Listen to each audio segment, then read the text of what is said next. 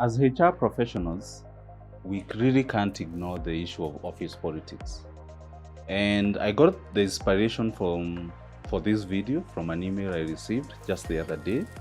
And I'll read out the email so that we can be on the same page. So I've changed names. Obviously, this is not their real names. Yeah. So I'll read out the email. Deborah joined the firm 6 months ago. Immediately she joined, she made friends with everyone, even the boss, who we only talk once in a while. After her probation period was over, she was given a 2-year contract. I was given 1 year when I joined. Now, it feels she's taking over my job. The boss and managerial staff talk to her before they include me in the discussions. I continue, or the email continues. This week we employed a few more people and I had retro input in the matter. Even after they joined, it's Deborah who handled the onboarding process. I'm afraid Deborah is slowly taking over my job. So this is an email I received from a fictitious Alice. Alice is not the real name, so if you're in HR, if you have a friend in HR called Alice, don't say that they're sending me emails. So I've changed the names for privacy's sake. So here is the HR manager going by the fictitious name of Alice, and she's complaining about her assistant Deborah, who recently joined the organization, and she seems to be doing a pretty good job at influencing even Alice's boss and even the other managers. And Alice is scared that she's just about to lose her job to her junior. So today we look at the issue of office politics, and the reason why I feel this topic is important for us professionals is because the HR department acts as a link between the management and the employees. As such, you're in the middle of all the politics that plays out in that office. Why? Because the employees want to influence you. The decision makers, that is the manager and the business owners, they also have their agenda. So how can you, as a HR professional who's in between, how can you win at what we call the office politics? I'll start at defining what office politics is, and then share with you tips, practical tips that you can apply so that you can come out strong when it comes to relating with either the employees or even the management. So when you talk about office politics, it has a negative connotation. People think of backstabbing, people think of people attacking others so that they can be able to get ahead. But there's much more to office politics. Yes, some people do use office politics to be able to do that, and that's what we call the negative aspect of office politics. But office politics, it need not be negative. When you talk about office politics, think about any interaction in the workplace that involves power and authority. Because when you are talking about existing interaction in the office, people want to have their way. And so whether it's about decision making, whether it's about resources, people want to have their way. So anything that revolves around power, as in who is making decisions, how is the hierarchy? When it comes to authority, who has the final say, whose signature do I need? Then office politics comes in. So it's something we can't ignore. Here are my 3 tips on how you can go about handling the issue of office politics. And tip number 1 for you as a HR professional is that you should be able to establish relationships across different networks, different departments in the organization. I feel it when I meet a HR manager and they tell me things are happening behind the scenes and they are the last person to know. That shouldn't be the case. As a HR manager, you should be sort of in good books with everyone so that you know how information is flowing within the organization. Because how are you going to be effective if you don't know what is happening in marketing, if you don't know what is happening in finance? You have to have different networks, established relationships. And that means as a HR professional, then you cannot be a lone ranger. You must be a people person.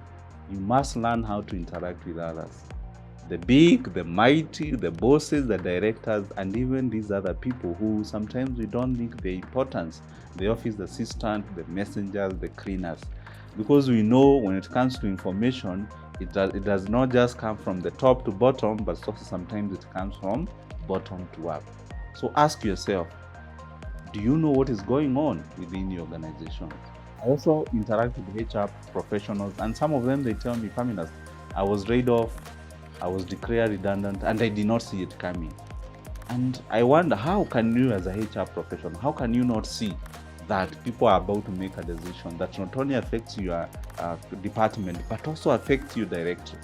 And most likely, whenever that happens, is you find these HR person, they really didn't have good networks within the organization. They didn't have good relationships within the organization. And that is why they are caught by surprise when some of these things happen.